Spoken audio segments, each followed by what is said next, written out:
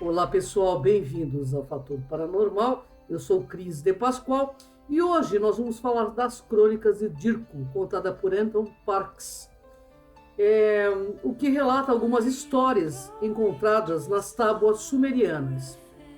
A Gênesis, é o segundo volume das Crônicas de Dirko. A obra consta a história de uma das mais antigas tábuas de argila sumerianas, conhecida até os dias de hoje. E nesse esquema nós podemos ver as raças que trabalham a serviço do ego e outras pelo altruísmo. O primeiro modo são organizadas por uma pirâmide, são hierárquicas, enquanto que a segunda está disposta como um círculo. Bem, hoje, nesse programa, farei uma breve descrição dos extraterrestres sobre algumas raças referidas nas Crônicas de Dirko. Vou iniciar falando dos Kadishtus. Kadishtus significa velhos montadores da vida, também conhecido como os planejadores, ou os Elohim citados na Bíblia e na Torá. A palavra hebraico Elohim, sumeriana Cádio, decomposto da El-Urim, é o exaltado que misturou argila, ou seja, que fez o homem. Os Kadishtos são os guardiões de lugares-chave do universo e emissários da fonte original. O seu papel é unificar as espécies do universo. Nesse sentido, pode-se pensar neles como emissários da fonte. E a história diz que eles criaram diferentes variedades de vidas aqui no nosso planeta. Eles vivem em Angal, ou seja, nas dimensões superiores ou densidades muito mais sutis. E muitos poucos deles podem entrar na nossa terceira dimensão ou densidade. Isso não facilita o contato direto e eles explicam então a forma indireta de se aproximar de nós. Eles também não interferem no desenvolvimento das raças em evolução. Quanto à Terra, os designers da vida parecem tê-los deixados nas mãos de Jinabalu, que são os reptilianos. Isso não seria um abandono, mas sim um tipo de retiro temporário, porque até hoje os designers da vida continuaram a manter o olhar atento sobre toda a criação. E no plano humano isso parece estar levando muito tempo, mas para os designers da vida do universo isso não é absolutamente nada. Eles estão assistindo hoje, mais do que nunca, a comunicação, através de pessoas que estão contatando direta ou telepaticamente. Mas essas comunicações também devem ser vistas com um pouco de cuidado, por conta de uma interpretação, inclusive errada, do que é recebido. Bem, pessoal, entre as raças Kadishu, são eles as seguintes formas de vida e de raças também. O Abigal, que é uma raça, eles são anfibianos e sírios. O Amuzutum são sacerdotisas reptilianos. O Amargui são Amazatum terrestrial, ou seja, eles vivem aqui no nosso planeta de vida intraterrena. O Ameli é um semitérico de Aldebaran. Os Sukal são avisianos de Lira, ou seja, tem uma forma física parecendo pássaros. Os Urmas são felidianos de Órion e de Lira. E na linguagem acadiana, a palavra evoca Kadisto, uma sacerdotisa de alto escalão. Nugi, a palavra equivalente em sumério, pode ser entendida como nenhum mal ou mesmo sagrados. A raça Kadisto são semitéricos e iluminados. São nativas do sistema Taurus e Aldebaran, ou ainda se encontram atualmente. Eles permitem os Usumalminos manter uma colônia em seu sistema, mas foi embora depois da Grande Guerra. Bem, os Miminos em sumeriano significa zetas reptilianos, que são os zetas descendentes dos répteis aí. Os nins significa insetos na língua acadiana, ou seja, considerado príncipe, o eu superior. E na Terra foram os criadores de diversos artrópodes, trilobites, crustáceos e aranhas aí do mar. E como você aí deve notar, né, os vários significados das palavras nin são bastante explícitos. O sucal significa mensageiros. São subgrupo cadisto, como o pássaro da constelação de Lira, chamado Primus de Ginalbu. Sucal, a palavra suméria, significa também mensageiro. No sumérias tradições assírio e babilônico, o sucal, na realidade, são humanoides com o corpo de um pássaro e grandes asas nas costas. Lembra vocês alguém? Deus Ísis aí, né? O termo grego, ângelos, também significa mensageiro e refere-se a seres semelhantes aos das funções na Bíblia. Na Terra, os sucal foram responsáveis aí pela inserção dos vertebrados de postura, ou seja, aqueles que põem ovos, peixes, anfíbios, répteis e, claro, os pássaros. O Nanlu, ou Nanlu, como vocês querem chamar, significam os seres humanos gigantes. O Nanlu é um ser humano original, criado durante a Era Secundária. Um ser humano extraordinário, pessoal, e quase onipotente. É multidimensional e dotado aí de clarividência surpreendente e telepatia. Aparentemente, eles têm existência perpétua em algum lugar do Abigal, dimensões superiores. A tradição oral do Zayn, Lubin, que diz: os mais velhos dizem que no princípio do mundo, Deus criou o homem e deu-lhe a responsabilidade por todas as criaturas. Eles são altamente respeitados porque combinaram a herança genética de muitas espécies cadicho. Os Nanlulu são andrógenos, têm cerca de 4 metros de altura e podem mover-se muito rapidamente a partir de um local para outro, através do uso de Merkaba, o campo de luz individual. O termo Merkaba também significa chariot em hebraico, mas essa palavra Merkaba também pode ser traduzido para o egípcio como ligação, alma, espírito. Nanlu, o termo foi usado pelos deuses e os sumérios para designar esta humanidade aí primordial que foi criada pelos Anunnakis aí. Mais tarde o termo foi usado pelos sumérios, os que eram os primeiros seres humanos da Mesopotâmia, aqueles que estavam em contato com os deuses. A partida de Nanlu, da nossa dimensão, foi sincronizada com a chegada do Anuna à Terra. Os Nanlu são seres que têm habilidades incomuns. Eles foram criados tudo de uma vez por Cadisto, que plantou a vida nesse planeta. Eles eram, por assim dizer, os guardiões da Terra, antes da chegada do Anuna. Eles são gnósticos, tais como o livro secreto de João, aqueles que proclamam que esse ser foi feito pela imagem de Deus, ou seja, a origem, e formando seus respectivos textos e aparência. Esse ser primordial, perfeito, combinava com os vários poderes que os criadores foram dotados, tanto física como psicologicamente. Outra raça citada nas tábuas sumerianas é o Ginalbu, que significa antigos genuínos do esplendor. A família é réptil, seu local de nascimento estava na constelação de Draco, que eles chamam de Ushu. Mas numerosos conflitos quebrou a história e resultou na criação da separação de sub-raças e sua propagação em todo o setor da galáxia. Outra raça é a raça Kingo. São os governantes das regiões. E em sumério significa governador da terra, ou regiões. E é a principal raiz do grão de Ginalbu. A maioria dos Kings tem uma marca na testa com um terceiro olho. Eles são de 3 tipos: branco, vermelho e verde.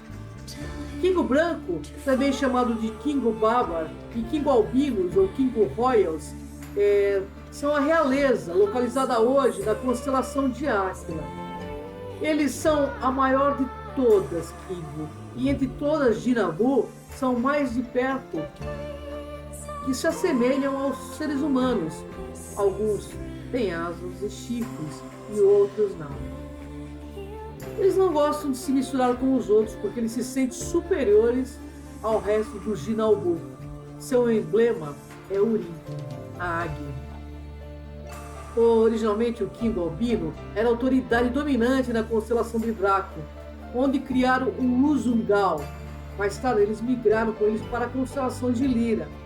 Mas na época da Grande Guerra Estelar, eles emigraram para a constelação da Águia, deixando o Uzungal em Lira. Sob um acordo com os Kadichos, alguns Kingo albinos estabeleceram-se em Tiamat, ou seja, no nosso sistema solar. Normalmente, eles não têm asas ou chifres. E para obter autorização para se deslocar para Tiamat, Albinus Kingo teve que aceitar misturar seus genes com a linha Urma-Kadicho, criando uma nova espécie, o Indugud. Nomes diferentes, né, pessoal? Mas isso aqui é toda uma pesquisa aí sobre tábuas sumerianas e o que foi encontrado nelas, entendeu? Normalmente o Kingo albino aí de Tiamat, sem asas e chifres, durante a era secundária, estavam na Terra preenchido com diversas variedades de usmos, ou seja, dinossauros que são chamados aí pelos sumerianos de Shumush. Após a chegada dos Anunnaki aqui, eles entraram em conflito com eles e seus descendentes era conhecido nas civilizações humanas primeiro em todo o mundo e representado em muitas obras de arte como águias confrontando serpentes. Há rumores de ter répteis realmente devoradores aí de outras raças pelas tábuas sumerianas. Eles têm sido sempre um problema para Amargi, uma vez que a sua linha Tiamat começou lentamente a desaparecer. Os albinos Kingo de Tiamat não praticam clonagem, mas se infiltram por meios naturais, entre outras civilizações, fazendo cruzamento. E embora nenhuma mulher foi produzida no sistema solar, eles persistem aí em certo sequestro Amargi, bem debaixo do nariz dos Kadish. E tem até uma passagem: e os anjos do céu viram as mulheres dos homens e as desposaram. Isso é bíblico, né? No entanto, o Amargi parou o sequestro, capturando alguns albinos Kingo, colocando-os ao seu serviço. E embora tratasse-os bem, desde então as relações têm sido aí um pouco mais tranquilas. Kingo Heads, eles são um pouco baixos dos brancos na ordem social Kingo. Eles são guerreiros aí de pele vermelha e têm caudas, chifres e asas. Quando os brancos deixou o Kingo Draco, os Reds permaneceram para governar no lugar. Tal como seus pares albinos, são extremamente arrogantes e bravos. Os Kingo Verdes são trabalhadores e guerreiros. Estes são os Kingos que fazem parte das batalhas em Duku, né? No final das traduções sumerianas. Os Ushungal, significado de magníficos dragões, é uma raça reptiliana aí que foi criada pelos Kingo, na constelação de Draco. Eles migraram com eles para a constelação de Lira. O Ushungal foi criado por sua vez ao Mugir, o Mimini e o Anuna. O conselho Ushungal da Ursa Maior, localizado no planeta Nalukara, sobreviveu à Grande Guerra. E o termo Ushungal foi usado mais tarde pelos sumérios para designar seus deuses e governantes. Também tem um grupo de sacerdotisas aí dos Kadichos, composto de fêmeas de Jinalbu. Seu símbolo é composto por duas serpentes entrelaçadas, ou seja, o caduceu, uma palavra que deriva, de acordo com o escritor e pesquisador Parks, porque todas as raças partilham a aparência geral no Jinalbu. As variações são simplesmente na cor da pele, na estatura, no grau de alongamento de crânio, se possui chifres ou asas. Temos outra raça, também citada nas tábuas sumerianas pelo pesquisador Parks, de Shutum. O significado significam aqueles que fazem o trabalho. Em sumeriano, a palavra tornou-se sinônimo de lagarto. Os ginaubus machos são criados por Abzuba para impregnar o amazônico, mas as suas capacidades reprodutivas estão em declínio, sofrendo de uma doença desconhecida. E originalmente eles são trabalhadores e trabalham para toda a raça ginaubu. Eu penso que são os greys. Hoje eles são maior na constelação também da Ursa Maior. Né? Eles têm nos seus uniformes círculos com eixos assim nos ombros, são semelhantes aos usados por dignatários maias aí de alto escalão. E para os maias, né, esses círculos simbolizam o ol, ou seja, a percepção ou a consciência, o caminho e a memória. Ao mesmo tempo, o maia ol é o equivalente da U sumeriana, evocando o passado, um ornamento, uma estrela, um esplendor, e do verbo brilho para significar U, privilégio e proteção. Bem, pessoal, esses círculos ou pequenas pedras colocadas sobre o ombro dos pseudo-deuses sumérios e personagens maias, eles simbolizam cristais senhores que foram armazenados no conhecimento dos deuses chamados de Me. Cristais de quartzo, na realidade, eram a chave para a clonagem bem-sucedida.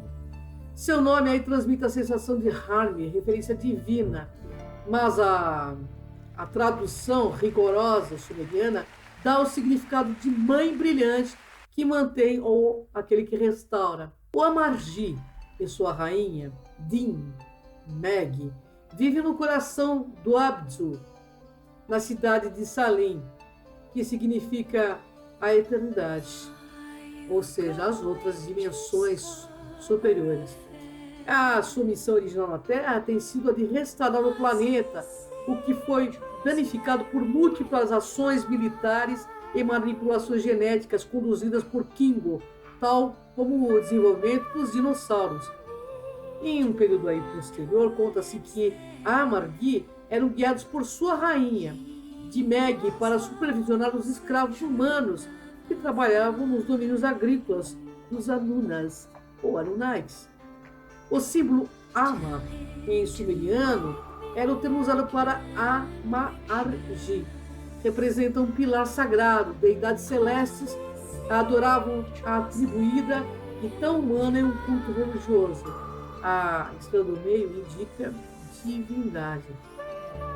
Eles também, nessas tábuas, falam da raça Miminu. O significado é desagradáveis gerenciadores de tarefas. E na linguagem dos Dogons da África, aí, esta palavra significa formigas, ou seja, povo formiga, descrevendo o aspecto geral desses seres, conhecido por nós como os cinzas. E na linguagem Zulu, esses seres são conhecidos como Mantindani, ou seja, torturadores. Eles trabalham feito formigas em um grupo e eles são uma raça de trabalhadores no serviço dos criadores répteis, pelo que conta o povo Zulu e os Dogons. Eles foram originalmente criados em Lira por um Zangal, com o Mushi reprogramado como parte de um programa em que participavam voluntariamente genes Musgir. Assim, eles são uma versão modificada geneticamente. São pequenos, de pele suave, sem chifre ou sem asas, dos Mugir, que são os dracos com asas e chifres. Mais tarde aí também, pela pesquisa de Parks, outras raças foram criadas, menino, fabricada por células Kingo também. Existem vários tipos deles em diferentes regiões. Aqueles que estão associados com Tiamat, como a figura central, e aqueles que foram criados pelos Kingos são maiores do que os outros e têm cabelos também. De acordo com Parks, as fundações têm 1000 níveis nos 4 cantos do universo.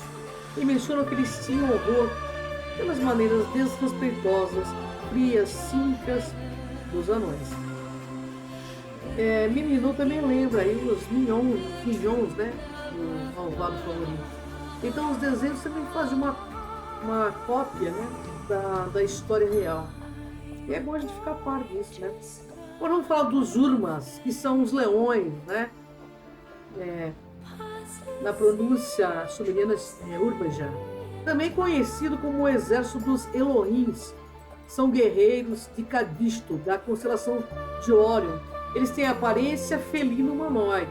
Na verdade, Urma em sumério é leão e grande guerreiro. Eles são muitas vezes vistos com garras, como eu falei, provavelmente pode ser artificial, mas seu logotipo é de um leão. Também são o exército principal ou milícia dos Kadishu, quando há situações difíceis e graves e violações de regras, eles são geralmente projetados para restaurar a ordem dos sistemas solares.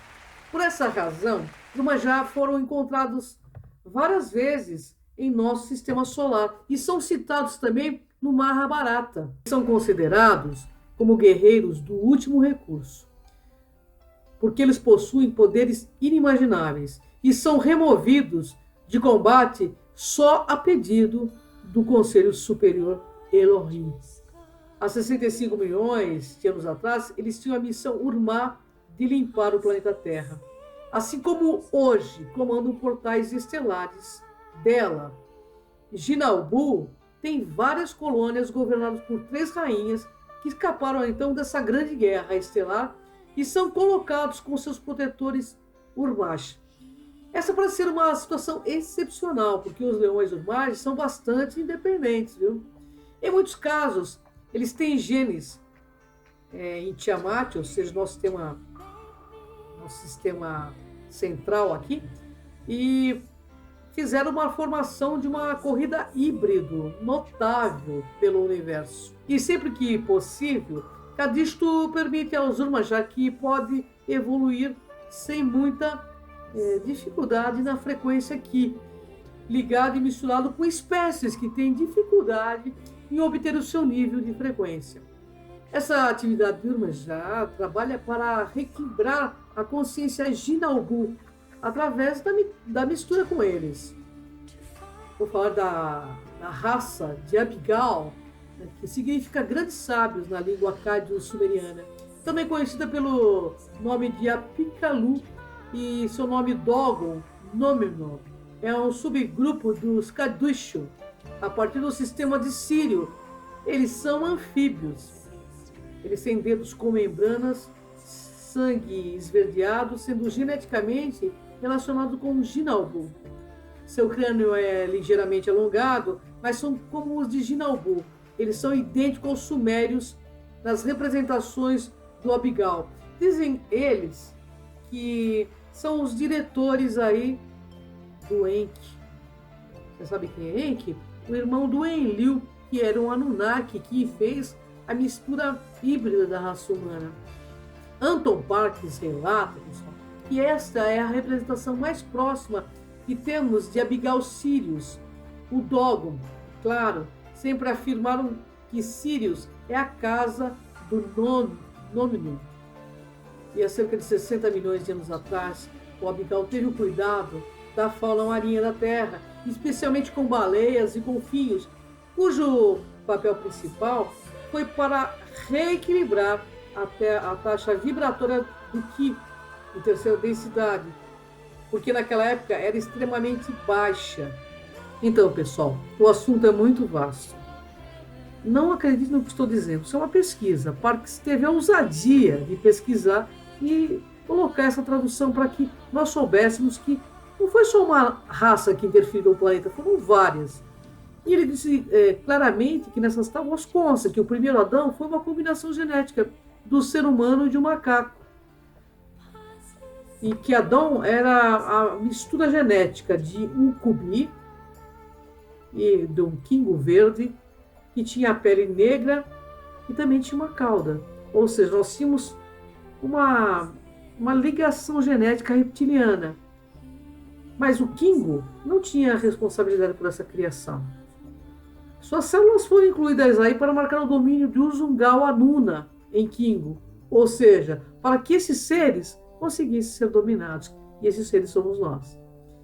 Bom, eu espero que vocês pesquisem e que vocês venham saber um pouco mais que nós não somos frutos de uma única raça, mas de várias raças, de várias misturas genéticas. E com certeza, a ciência ainda vai trazer à tona este conhecimento, porque isso está gravado aí nas tábuas sumerianas. E por que esse conhecimento só vem discretamente, por crônicas de um pesquisador? Então, pessoal, eu convido a você a questionar e pesquisar. Vem comigo nessa jornada. Até o próximo Fator Paranormal.